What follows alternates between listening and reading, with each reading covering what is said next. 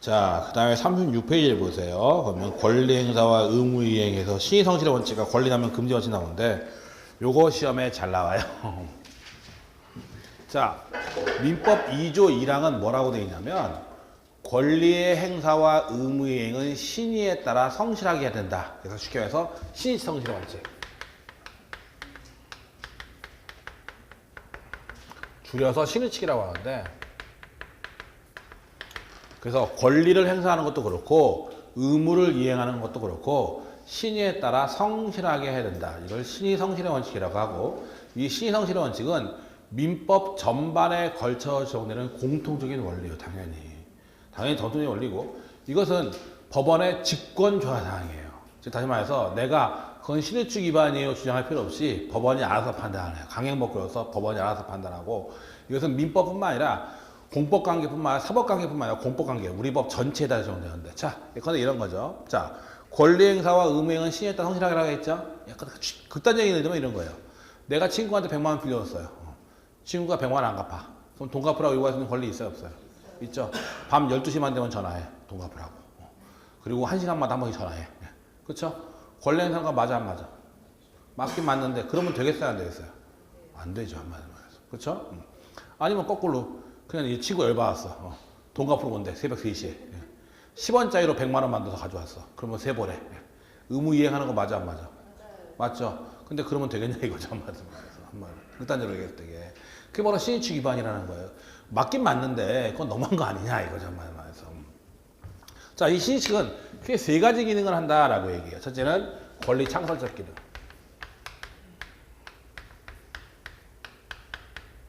둘째는 권리 변경적 기능.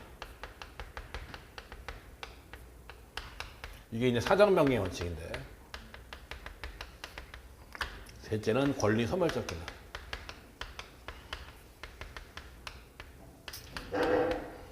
똑같아요. 사람이 태어나고 자라고 죽듯이 권리도 발생하고 창설, 발생, 변하고 자라고 없어지죠. 권리 창설, 발생적 기능, 변호적 기능, 소멸적 기능. 이 권리 창설적 기능의 대표적인 사건이 이런 거죠. 얘는 나중에 또 얘기할 텐데. 자, 이런 사건이 있었다. A라는 아파트 분양회사가 있다. 아파트를 분양하는데 아파트 분양 예정지 근처에 쓰레기 소각장에 들어올 예정이었어요. 근데 이 아파트 분양회사는 쓰레기 소각장에 들어온다는 걸 알고 있었어요. 근데 분양을 할 때 근처에 쓰레기 소각장 들어와요 얘기했을까 했을까? 안 했겠죠 당연히. 그래서 가불병은 그 사실을 모르고 분양 계약을 했던 거죠 한마디로 말해서. 자 그런 다음에 얘들이 A 회사 상대로 속였다고 사기를 이유로 이 계약을 취소한다고 해서 사기라고 주장했었는데 자 그러면 얘들은 이걸 알려줄 의무가 있느냐 하는 거예요. 법에서 알려주란 말은 없지만 이런 쓰레기 하천에 들어온다든지 이런 것들은 거래에 있어서 중요한 요소야 아니에요. 중요한 요소니까 우리 판례하면 신의칙상 고지 의무가 있다. 알려줄 의무가 있다는 거예요. 권리가 생기는 거죠. 여기 상대방한테. 권리 창설적 기능. 아니면 또 대표적인 게 뭐냐 보호의무 같은 건데 보호의무가 뭐냐면 이런 거죠.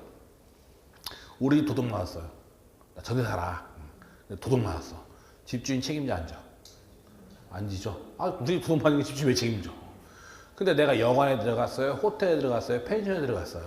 그 자고 있는데 도둑 맞았어요. 그럼 여관 주인, 펜션 주인, 호텔 주인 책임져야 돼 말아야 돼? 줘야죠. 똑같은 임대차인데 그건 주택 임대차고 여관 임대차냐 돈 주고 들어가는 거니까. 근데 하나는 보호무가 없지만 하나는 보호무가 있죠 한마디로 말해서. 그렇죠. 법에는 없지만 당연히 신의식상 보호무가 있다는 거예요. 단기간섭 권리 창설적 기능.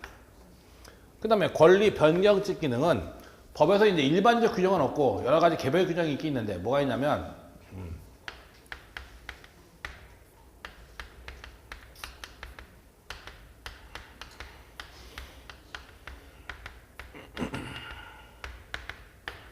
우리가 지상권이란 타인의 토지 위에 건물, 수목, 공작물을 소유하게 한 물건인데 그럼 타인의 토지 위에 건물을 소유하게 한 물건이니까 다음에 땅에 건물 짓기 위한 거니까 단기간에 걸치는 계약이에요? 장기간에 걸치는 계약이에요? 장기간에 걸치는 되게 30년, 뭐 15년 이렇게 돼 있어요 법에. 예. 그래서 지상권에서 그럼 남의 땅 쓰는 거 안 쓰는 거야? 쓰는 거니까 그 사용료를 지료라고 해요. 전세권에선 전세금, 임대차에선 차임, 차임이라고 하는데 이런 지상권, 전세권, 임대차 같은 것은 단기간에 걸치는 계약, 장기간에 걸치는 계약? 장기간에 걸치는 계약. 예컨대 지상권 같은 경우에 최하 30년 이렇게 돼 있단 말이에요. 그럼 30년 전에 100만 원 계약했어요. 지상권 설정하면서 지로 100만 원 결정했어. 그럼 30년 동안 똑같은 100만 원이면 문제가 있겠어요, 없겠어요? 있지. 30년 전에 100만 원하고 지금 100만 원 가치가 같냐고. 그러니까 이런 장기간에 걸치는 계약인 경우에는 전부 다 증가, 감소, 청구할 수 있는 권한이 다 써놨어요, 법에. 이건 뭐예요? 권리가 사정 변경에서 권리가 어떻게 바뀌었다. 신의실상 권리가 바뀌었다. 권리 변경적인 얘기고. 여기서 대표적인 게 이제 뭐냐면 사정 변경을 이유로 한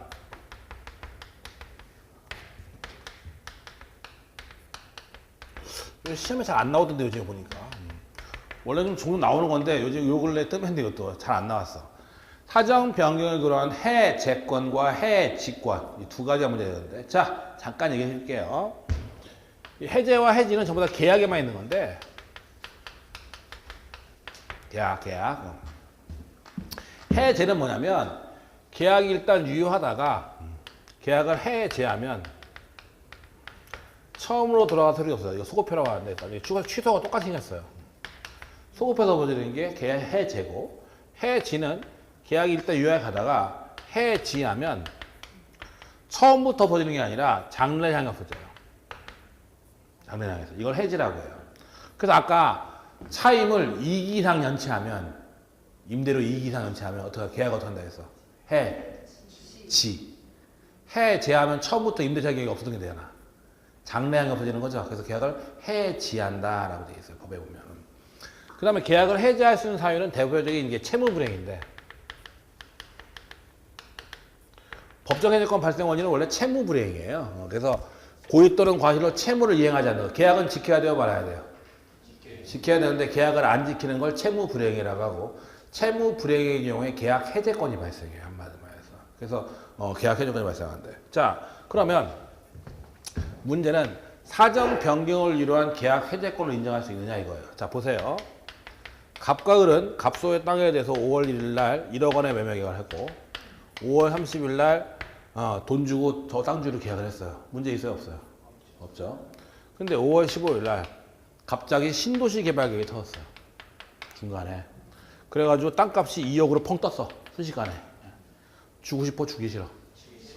얘는 받아야죠. 갑이 그러는 거죠. 우리 계약할 때하고 사정이 바뀌었다.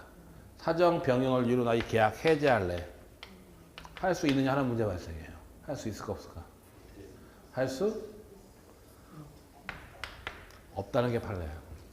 물론 우리 판례는 사정 변경을 이유로 한 해제권 발생 요건을 얘기했어요. 요건은 있어요. 요건은 뭐냐면 현저한 현저한 객관적 사정의 변경이 있어야 되고 당사자의 귀책 사유가 없어야 되고 뭐 이런 얘기는 있는데 요건을 얘기한 적이 있는데 한 번도 사정 변경을 이유로 해제권을 인정한 사례는 없어요. 한 번도 인정한 적이 없어요. 왜 그러냐면 사정 변경을 이유로 한 해제권을 널리 인정하면 어떤 문제가 생기냐면 여러분 생각해 보세요. 나 계약은 지켜야 돼 말아야 돼? 지켜야죠. 근데 계약 지키기 싫으면 뭐라고 해서 다 사정 변경이야. 그렇잖아. 2배가 올라야 변경이야? 3배가 올라야 변경이야. 그렇잖아요. 다 사정 변경 주장하겠지. 그럼 계약을 지켜야 되는 대원칙이 깨질 수밖에 없는 거죠. 한마디로 말해서. 그래서 우리 판례는 요건은 얘기했지만 인정한 적이 없어요. 한 번도. 근데 사정 변경을 이루는 해지권은 인정해요. 자, 이거 뭐냐면 이런 거예요.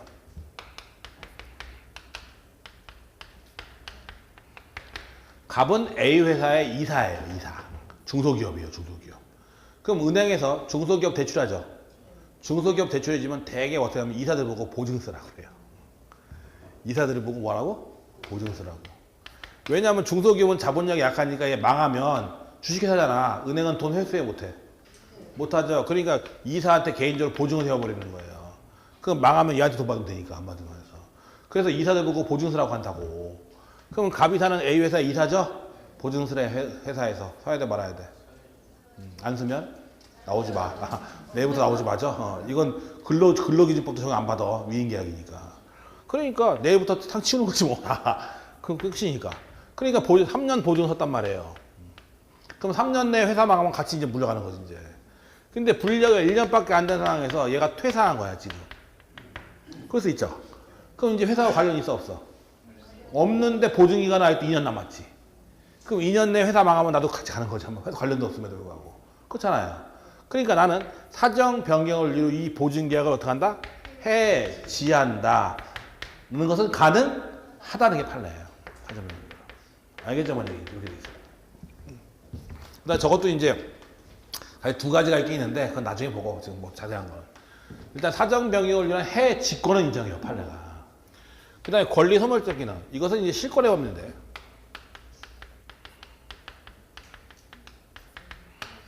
실권의 법리가 뭐냐면 이거 법에 보면 이게 권리가 있어요. 권리가 있고 권리를 행사할 수 있음을 알면서도 장기간에 걸쳐서 권리 행사가 없었기 때문에 상대방이 권리를 행사하지 아니할 것이라는 신뢰가 생긴 경우에 그 권리가 소멸한다는 법리를 실권의 법리라고 한다. 뭐 말은 긴데 알고 보면 별게 없어요. 자 보세요. 어떻게 돌아가나? 예컨대 이런 거예요. 내가 친구한테 돈 100만 원 빌려줬어요. 100만 원 빌려주고 너 2월 1일까지 갚으라고 했어요. 2월 1일까지. 한 달 후에 갚아라.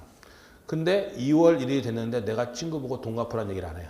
그 돈에 대해서 이런 방법 얘기가 없어.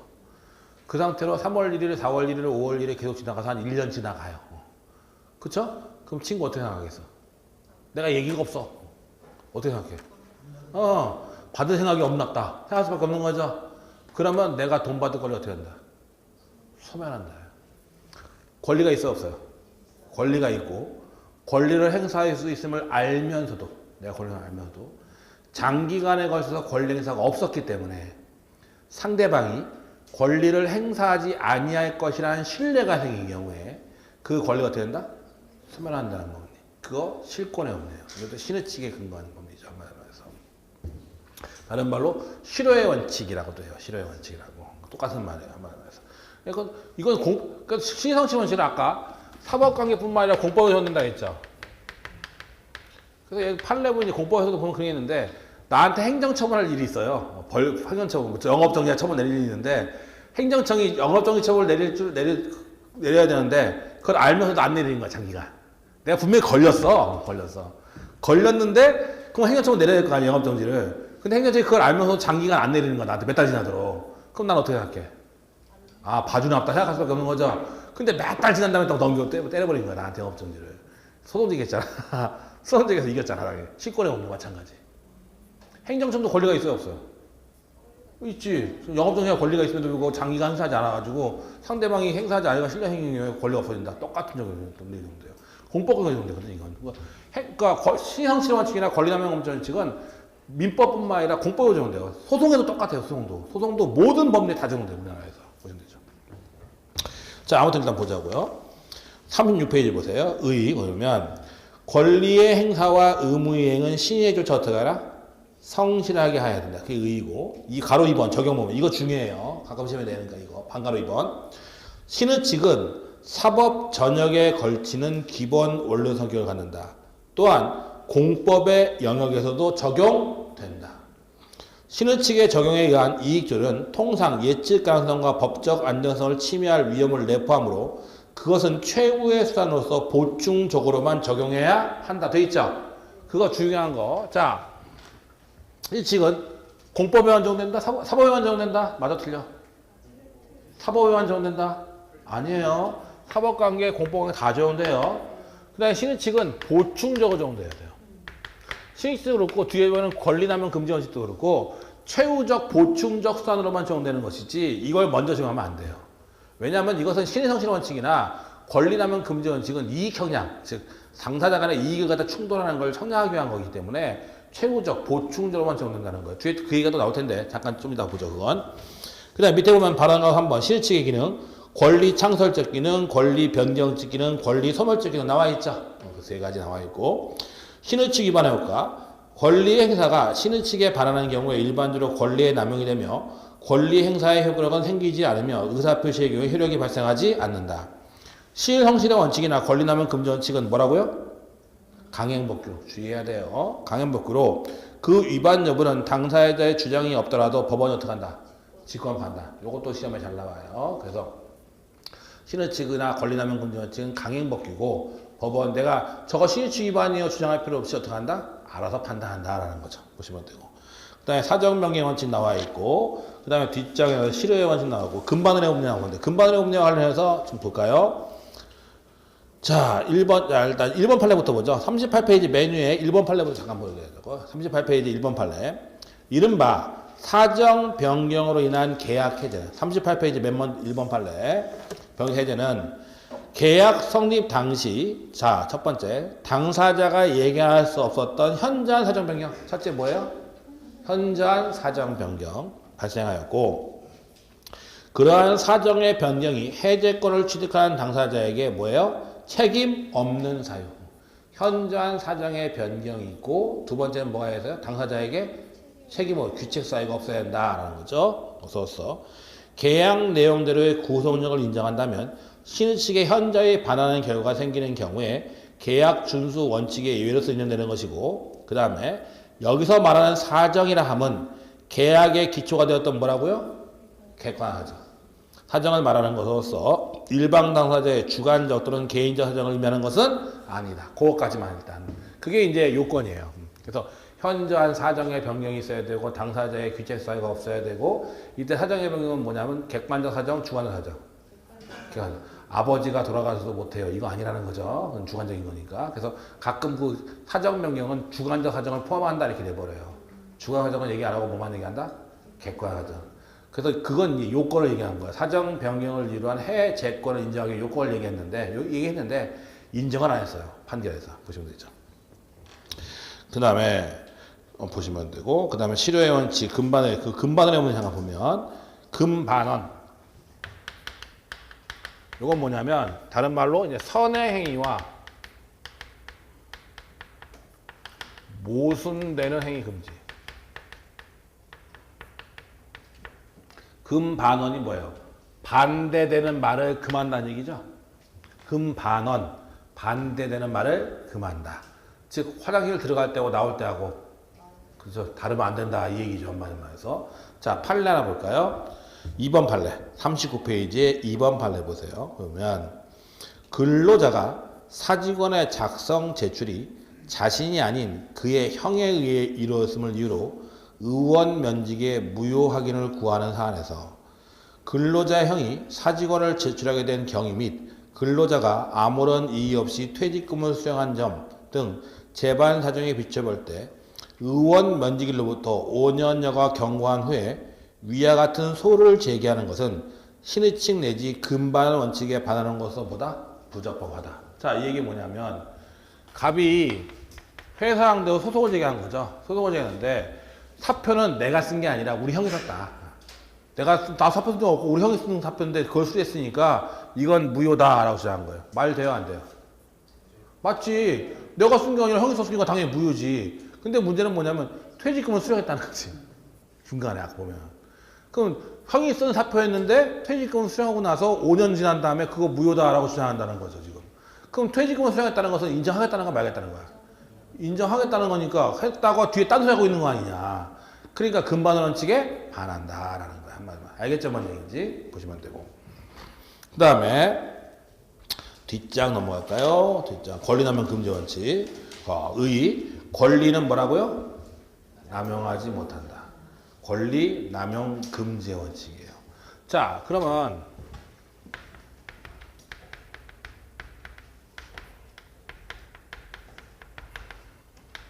권리는 남용하지 못한다. 그럼 권리 남용이 되려면 어떤 조건이 필요하나? 두 가지 조건이에요. 첫째, 권리 행사가 권리의 공공성, 사회성에 반해야 되고. 둘째는 자기한테는 아무런 이득도 없고 오로지 상대방을 괴롭힐 목적. 그건 시칼의 금지라고 하는데.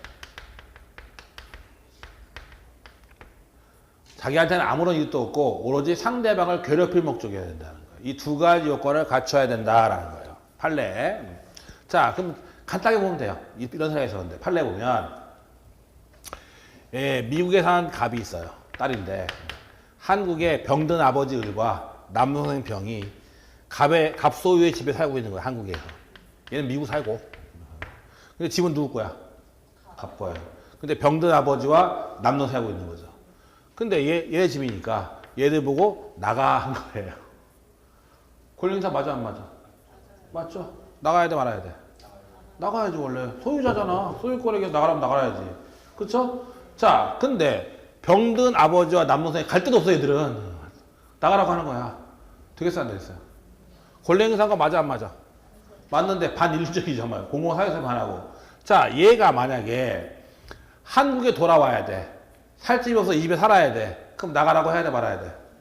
해야 되고 그건 정당한 권리 행사죠. 근데 그냥 얘는 미국에 있으면서 아무것도 아니고 그냥 나가라고 하는 것은 자기한테는 아무런 이득도 없고 상대방을 오르지 어떻게 할 목적? 괴롭힐 목적밖에 안 된다는 거죠. 이런 경우엔 뭐다? 권리 남용이다. 그러니까 얘들은 나간다 안 나간다? 안 나가도 된다. 권리 행사 소송제해봤자 못 이긴다 이거예요. 원래는 이겨야 돼, 져야 돼? 이겨야죠. 원래 법적으로 하면 나가야 돼, 말아야 돼? 나가야 되는 거지. 그러니까 신의칙이나 권리남용 금지원칙은 최후적 보충적으로 적용되는 거예요. 즉 타당성을 기하기 위해서 한마디로 해서 아까 얘기한 게.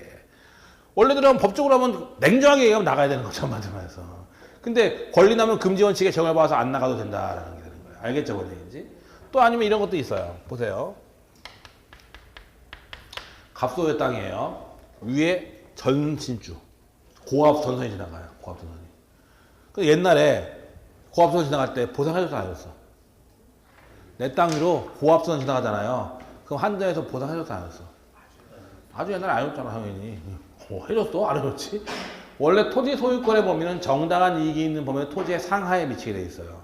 근데 위로 지나가면 그건 정당한 이익이 있는 범위니까 당연히 보상을 해줘야 되는데 옛날부터 안 해줬다고, 솔직히. 자, 갑이 이거 철거하래. 이거 철거하래요. 근데 이거 이전하려면 50억 들어. 50억 들어. 철거하래. 권리 남용이 아니야. 내 허락 없이 했으니까 철거하래. 권리 남용이 아니야. 일단 권리 행사 맞아 안 맞아? 맞지. 철거해야 돼. 50억이건 100억이건 간에. 상관없어. 근데 만약 갑이 여기다 건물 지려고 철거하라고 하면 맞아. 철거해야 돼, 말아야 돼? 해야 돼. 이건 권리 남용 아니야, 이건. 근데 여기 절대 농지야. 어차피 농사밖에 못 져. 다들 쓸 데가 없어. 올라갈 일 없어. 철거하래. 그쵸? 이건 뭐예요? 권리 남용 될 여지가 있다는 거죠. 그렇잖아요. 얘한테는 아무런 이득도 없고 오로지 뭐예요? 상대방을 괴롭힐 목적이밖에 안 되는 거죠. 알겠죠? 뭔 얘기인지. 만약 건물을 짓는다고 하면 정당한 이익이니까 뭐 50억이 아니라 1000억이 들더라도 옮겨야지, 저거는. 땅을 수용해 주든지. 예. 근데 그게 아니라 절대 농지인 경우에 쓸 데도 없잖아, 한마디로 말해, 더 이상. 근데 적어도 권리 남용 될 여지가 있다라는 거야, 한마디로 말해. 알겠죠? 뭔 얘기인지. 그래서 권리남용 금지원칙이 이런 거예요, 원래. 그러니까 원래 법적으로 하면, 냉정하게 얘기하면, 뭐 농사를 짓던 말던 간에, 철거하면 철거하는 게 맞아, 안 맞아? 맞지. 근데 권리남용 금지원칙과 신형치 원칙에 적용해가지고 구체적 타당성을 기한다라는 거예요, 한마디로. 알겠죠? 그래서 원래, 판례는 이것과 이것 두 개가 다 있어야 된다고요. 저에서 대부분의 판례는. 근데 우리 판례는 객관적 요건. 요게 있으면 이것은 추정된다고 얘기해요. 객관적 요건이 있으면 주관 요건 추정된다고 하는데. 자, 보세요, 좀. 권리남용 금지원칙, 요건, 객관적 요건. 권리가 남용되기 위하여 일단 권리가 존재하고 그 권리가 권리자에 의해서 행사되었을 것을 전제로 한다. 마지막 줄, 권리 행사가 권리의 사회성, 공공성에 반하는 것이어야 한다. 나와 있죠? 첫 번째고. 주관 요건, 학설은 필요 없고 두 번째 줄 끝에 그러나 판례의 주류는 가해의 의사를 요구하는 편으로 특히 재산권 내지 소유권 행사로 권리 남용이 되려면 언제나 주관적 요건이 요구된다고 한다. 나와 있죠? 다만 주관적 요건은 객관적 요건에 의해서 추인될 수 있다고 한다. 자, 밑에 판례 첫 번째. 권리 행사가 주관적으로 오직 상대방에게 고통을 주고 손해를 입히려는 데 있을 뿐 이를 행사하는 사람에게는 아무런 이익이 없고 객관적으로 사회 질서에 위반된다고 볼 수 있으면 그 권리 행사는 권리 남용으로 허용되지 아니하고 그 권리 행사가 상대방에게 고통이나 손해를 주기 위한 것이라는 주관적 요건은 권리자의 정당한 이익을 결여한 권리 행사로 보여지는 객관적 사정에 의해서 추인할 수 있으며, 즉 객관적 사정이 있으면 주관 조건이 당연히 있는 걸 본다는 얘기예요. 어느 권리 행사가 권리 남용이 되는가는 여부는 개별적이고 구체적인 상황에 따라서 판단해야 한다. 나와 있죠? 두 번째 판례. 권리 행사가 권리의 남용에 해당한다고 할 수 있으려면 주관적으로 권리 행사의 목적이 오직 상대방의 고통을 주고 손해를 입히는 데 있을 뿐 행사하는 사람에게 아무런 이익이 없을 경우에 하고 객관적으로든 그 권리 행사가 사회질서에 위반된다고 볼 수 있는 것이 하는 것이며 이러한 경우에 해당하지 않는 한 비록 그 권리 행사에 의해서 권리 행사자가 얻는 이익보다 상대방 이를 손해가 현저히 크다 하더라도 그 사정만으로 이를 권리 남용을 할 수는 없다. 자, 이 케이스 아까처럼 땅인데 저거 선선 철거하려면 50억던데 집은 5억짜리 건물 짓는 거야. 그럼 5억짜리고 전선 철거하면 얼마? 50억. 훨씬 크잖아. 그렇다고 권리 남용이냐? 권리 남용이 아니에요. 아니지. 그럼 정당 권리 거지. 가격으로 단순히 비하는 게 아니다라는 거야. 한마디로 말해서. 알겠죠? 뭔 얘기인지? 그 얘기죠. 보시면 돼요. 그 다음에 네 번째 판례. 외국에 이민을 가 있어 주택에 입주하지만 안 될 급박할 사정이 없는 딸이 고령과 지병으로 고통을 겪고 있는 상태에서 달리 마땅한 거처도 없는 아버지와 그를 부양하면서 동거하고 있는 남동생 상대로 자기 소유 주택의 명도 및 퇴거를 청구한 행위가 인륜에 반한 행위로서 권리남용에 해당한다. 나와있죠? 그 판례. 아까 방금 얘기한 거. 보시면 되죠. 그 다음에 또 하나 주의할 게 권리남용이 되면 법원은 도와주지 않죠. 그 사람을. 그렇지만 권리가 박탈되는 것은 아니에요. 즉 다시 말해서 아까 저 집 있잖아요. 저 집. 제가 소송 제기하면 이긴다 진다. 지죠? 그렇다고 저 집이 얘네 집 되는 건 아니죠. 여전히 누구 집이야? 갑의 집이죠. 그래서 권리 남용이 된다는 것은 법이 권리 행사를 도와주지 않는 것일 뿐 권리가 박탈되는 것은 아니다라는 거예요. 한마디로 말해서 보시면 되죠. 그 다음에 오늘 보일 것 중에 가장 중요한 얘기가 하나 더 있어요. 39페이지에 3번 판례 보세요. 39페이지에 3번 판례. 그 판례를 알아야 되고 그게 시험에 되게 잘 나와요. 자, 간단하게 하면 그거예요. 강행법규를 위반한 자 스스로가 무효를 주장하는 것은 시르치게 반하지 않는다. 그건데 거기 보면 거기 몇 장 하나 보죠. 뭐냐면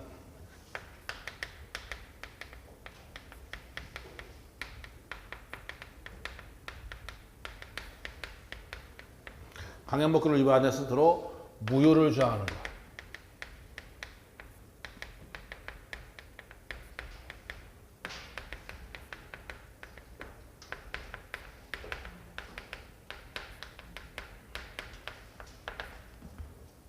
이게 시험에 되게 잘 나오는 문장이에요. 이게 강행법규를 위반한 자 스스로가 무효를 주장하는 것은 신의측에 반하는 것은 아니다라는 거예요.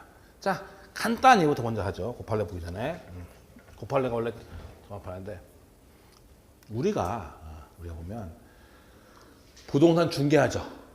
부동산 중개하면 중개수수료 쉽게 말해서 복비 줘요, 안 줘요? 주죠. 복비는 정해져 있어요, 안 정해져 있어요? 법에 정해져 있어요. 정해져 있고 법이 정한 한도액을 초과하면 그 초과되는 부분은 무효예요. 다시 법이 정한 한도액을 초과하면 뭐다? 무효. 초과되는 부분은 무효예요. 한마디로 말해서. 자, 그럼 생각해 보자고요. 중개수수료가 법적인 한도가 80만 원이에요. 80만 원이에요. 법적으로. 내가 그러는 거예요. 중개업소한테 잘해줘봐. 그러면 내가 100만 원 줄게. 100만 원. 얘기했어요. 그랬더니 중개업자가 열심히 해가지고 중개했어요. 그래서 중개가 끝났어. 그렇죠? 중개업자가 이제 보수하려고 이제 100만 원 주세요 한다는 거죠? 다 100만 원 못 줘. 80만 원 줄 거야 한다는 거죠. 그렇죠? 나 100만 원 못 줘. 80만 원 줄 거야 한다는 거죠. 그럼 그 사람 얘기했지. 얼마 준다 했나? 원래 100만 원 준다 했잖아. 근데 얼마 준다 그래 지금? 80만 원 준다고 하잖아. 그렇죠? 그럼 뭐야? 앞에 하고 뒤에 갖다 달라. 아까 좋네. 금반원. 그렇죠? 금반원을 주장해서 100만 원 달라고 할 수 있을까 하는 문제가 있다는 거예요. 아까 얼마 준다고 했어 분명히. 100만 원 준다고 해서 지금 딴 소리 하고 있는 거잖아. 금반원의 범위를 정해서 100만 원 달라고 할 수 있느냐 하는 문제가 있어요. 달라고 할 수 있을까 없을까? 내가 분명 얼마 준다고 했어? 100만 원 준다고 했죠? 중개 끝나니까 얼마 준대? 80만 원 준대. 그럼 앞에 얘기하고 뒤에 틀린 거잖아. 그러니까 100만 원 달라고 할 수 있을까 없을까? 있을 것 같아요? 만약에 100만 원 줄 수 있다고 한다면 100만 원 줘야 돼 말아야 돼. 신의측에 금반원의 범위 반한다고 한다면 나 100만 원 줘야 돼 말아야 돼. 줘야죠? 그럼 법 왜 만들었어? 법 왜 만들었냐고. 그렇죠? 80만 원의 한도라는 거 왜 만들었냐고. 그렇잖아요. 뭔 얘기인지 알겠죠? 그러니까 나 강행법 유발해서 안 했어. 100만 원 준다 했으니까 유발한 자 스스로 그거 초과되는 부분이 무효라고 주장하는 것은 신의측에 반하지 않는다. 그건 금반에 보면 상관이 없다는 거예요. 강행법규. 자, 판례 보세요. 세 번째 판례. 자, 이 판례는 뭐냐면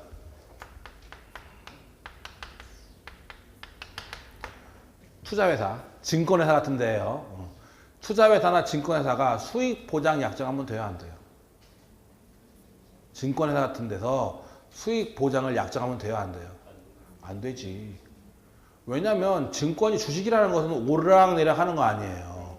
그러니까 자신의 책임하에 책임을 지는 거지 그걸 수익 보장 약정하면 안 되거든. 그 투자신탁회사 이런 데서 수익 보장 약정을 하는 것은 이건 위협하는 행위예요. 그 강행법규 위반되는 행위야. 자, 근데 투자회사에서 갑한테 그런 거예요. 사모님, 투자 좀 하시죠. 돈도 많으시니까. 투자 좀 하시죠. 나는 불안해서 못하는데 했지만 우리가 이만큼 수익은 보장해드립니다. 라고 약정을 해버린 거예요. 그럴 수 있죠. 그래가지고 그러면 수익 보장 약정했으니까요. 그럼 믿고 맡길게요. 맡긴 거지. 근데 망했어. 반토막 난 거야, 한마디로 말해서. 그러니까 아줌마 황당하잖아. 돈 주세요 한다는 거예요. 했던 말은. 나 수익 보장 약정했으니까 원금하고 다 내놔 했다는 거죠. 그랬더니 투자해서 뭐냐면 나 수익 보장 약정은 뭐야? 강행복귀에 반해 안 반해? 반하는 거니까 무효고 나는 돈 못 줘. 한마디로 말해서. 그랬더니 너 얘기했어 안 했어? 했어. 근데 지금 뭐야? 딴소리에 신우측에 반하는 거다 라고 주장한 거죠. 신우측에 반하는 거야 안 반하는 거야? 반하지 않는다. 만약에 이게 신우측에 반한다고 하면 돈 줘야 돼. 수익보장 약정에 따라 돈 줘야 돼 말아야 돼? 줘야지. 그럼 이거 왜 만들었냐고 그럼 이거 규정을 쓸데없이. 그렇잖아 여기가. 자 보세요. 3번 판례. 강행법규에 위반하여 무효인 수익보장약정이 투자신탁회사가 먼저 고객에게 제의함으로써 체결된 것이라 하더라도 이러한 경우에 강행법규를 위반한 투자신탁회사 스스로가 그 약정의 무효를 주장함이 신의 측에 위반되는 권리행사라는 이유로 그 주장을 만약에 배척한다면 이는 오히려 강행법규에 의해서 배제하려는 결과를 실현시키는 셈이 되어 입법 취지를 완전히 몰각하게 되므로 달리 특별한 사정난 위와 같은 주장이 신의성실 원칙에 반하는 것이라고 할 수가 없다. 나와 있죠? 그거 시험에 되게 잘 나오는 문장이에요. 여러분들 기출문제 보더라도 되게 많이 나와요. 이거. 강행법규 위반한 자가 스스로 무효를 주장하는 것은 신의 측에 반한다, 반하지 않는다. 반하지 않는다. 시험에 잘 나오는 문장이에요. 이거. 알겠죠? 제일 많이 나와요. 이게. 알겠죠? 뭔 얘기인지 보시면 되고. 그래서 딴 거 필요 없고 신의성실의 원칙은 시험에 잘 나오는데 권리행사와 의무행은 신의에 따라 어떻게 하게 성실하게 해라 라는 게 신의 측인데 신의 측은 권리 창설적 기능, 변경적 기능, 소멸적 기능도 하고 그 다음에 금반원의 법률도 적용된다. 그 다음에 신의 측이건 권리남용 금지 원칙이건 사법에만 적용돼요? 공포도 적용돼요? 공포도 적용돼요? 전 우리 법 전역에 다 적용되는 거예요. 그리고 이것은 구체적 타당성을 기하기 위해서 최우적으로 적용되는 거예요. 아니면 그냥 법 안 쓰면 되지. 신의 측에 발하면 안 된다. 이렇게 쓰면 되는 거지 뭐 아니면. 그러니까 이건 최우적 보충적 적용돼야 되는 것이고 그 다음에 이건 강행법규야 임의법규야? 강행법규고 법원은 알아서 스스로 판단하는 거지 내가 주장할 필요는 없다는 거예요. 한마디로 직권조화상이라는 거죠. 그거 기억하면 되고 그 다음에 권리 남용이 되려면 두 가지 조건이 필요하다. 권리의 행사가 권리의 공공성 사회성에 반해야 되고 자기한테는 아무런 이득도 없고 오로지 상대방을 괴롭힐 목적이 있어야 된다. 두 가지 조건이 필요한데 객관적 요건이 있으면 주관적 요건은 당연히 있는 걸로 추정된다라는 거예요. 한마디로 해서. 알겠죠? 뭔 얘기인지? 근데 아까 나왔지만 아무리 비교형량할 때 얘는 55이고 5억이라 하더라도 그것만으로는 권리 남용되는 것은 아니다. 오로지 상대방을 괴롭힐 목적이 있느냐 없느냐 그걸 봐야 된다라는 얘기예요. 보시면 되죠. 그 정도 보시면 되고 그 다음에 넘어가 보면 자연인에 대한 얘기가 나오는데 거기부터는 다음 시간 하도록 하죠. 오늘 내가 보는데 자 오늘 보는 것 중에서 제일 중요한 거 꼽자면 아까 관습법은 일반 사회에 계속 반복된 관행과 일반인에 뭐가 있어야 돼요? 법적 확신. 그 두 개만 성립하고 법적 확신일 때 성립하는 거예요. 국가의 승인 필요 없어. 판례는 그냥 확인해 주는 것에 불과해. 그때 성립하는 거 아니에요 절대. 그 다음에 관습법의 종류 여러 가지가 있죠. 관습법상 법정상 여러 가지가 있는데 가끔 잘 나와 이것도 가끔씩 보면 모은청권이라든지 뭐 그런 것들은 있어 없어. 관습법 하도토일권 사실상 소유권 이런 건 없다는 거 주의해야 되고 그 다음에 관습법은 성문과 충돌하면 보충적 효력에 불과하다는 거 주의해야 되고 그 다음에 이제 또 잘 나오는 게 권리 충돌. 그래서 물권과 채권이 있다면 누가 이긴다? 물권이 이기고 물권 소유권과 제한물권 당연히 제한물권이 이기는 것이고 제한물권끼리는 어떻게 돼요? 먼저 한 놈이 이긴다. 채권 상호간은 우열이 없고 파산의 경우에 채권자 평등 원칙에 의해서 안분 비례한다는 거예요. 근데 채권임에도 불구하고 물권에 우선한 경우가 있다고 했죠? 채권이 그래서 소액보증훈특권이라든지 국세기본법의 당해세라든지 아니면 근로기준법상의 임금훈특권이라든지 이런 것들은 최우선 특권을 인정해 준다라는 거예요. 그 다음에 임차권인데 임차권은 물권이에요, 채권이에요? 채권인데 등기된 임차권 혹은 주택임대차보호법이나 상가임대차보호법상의 대항력을 갖춘 경우에 그 경우에는 마찬가지 성립 선후에 의한다라는 거예요. 상가임대차보호법은 어떻게 되냐면 주택임대차보호법은 주택의 인도 플러스 주민등록이죠. 대항력. 상가임대차보호법은 건물의 인도 플러스 뭐냐면 뭘까? 그건 주민등록하는 거 아닐 거 아니야. 그렇지. 사업자 등록 신청일 이길이에요. 거기는. 사업자 등록 한 날이 아니야. 신청한 날 다음 날이야. 왜냐면 사업자 등록 신청하면 바로 나오는 경우도 있고 며칠 걸리는 경우도 있거든. 그러니까 신청일 이길로 돼 있어요. 거기는. 마찬가지 거기도 우선 번제권은 확정일자예요. 한마디로 해서. 근데 참고로 좀 얘기해 주면 상가임대차보호법은 모든 상가에 적용되는 게 아니에요. 상가임대차보호법은 그 액수의 제한이 있어요. 그래서 지금 이제 서울특별시 지금 현재 4억인데 조만간 좀 올린다고 하는데 그러니까 보증금이 4억이에요. 근데 4억인데 그게 환산보증금이야. 환산보증금이 뭐냐면 월세는 곱하기 100을 해요. 월세는. 그러니까 예컨대 월세 300에 보증금 2억이면 5억이 되는 거예요. 300 곱하기 100이니까 3억이죠. 보증금 2억이니까 더하면 5억이 되버리는 거예요. 그러면 상가임대차보험 적용당이 아니에요. 한마디로. 그런 식으로 이제 환산보증금을 계산해요. 걔들은. 거기도 이제 소액보증금도 마찬가지 환산보증금이고 한마디로. 그래서 지금 이제 조만간 그거 상가임대차보험이 개정될 예정인데 개정될 것 같은데 액수도 높일 것 같고. 근데 뭐 모든 상가에 적용되는 것도 있긴 있어요. 3기 이상 차임 이런 것들은 모든 상가에 적용돼요. 그게 알 필요 없는 거예요, 여러분들. 아무튼 고경이 있다. 그래서 상가임대차법이나 주택임대차법의 대항력을 갖춘 경우에는 마찬가지 성립 선후에서 따져봐야 된다라는 거예요. 알겠죠? 그 다음에 아까 얘기했지만 이건 어차피 나중에 물권법에도 필요한 거지만 저당권이 생기면 저당권 밑에 것도 어떻게 된다고 했어요? 소멸이에요. 싹 소멸이야. 근데 저당권보다 위에 있는 건 살아요. 근데 실행된 저당권 기준이 아니라고.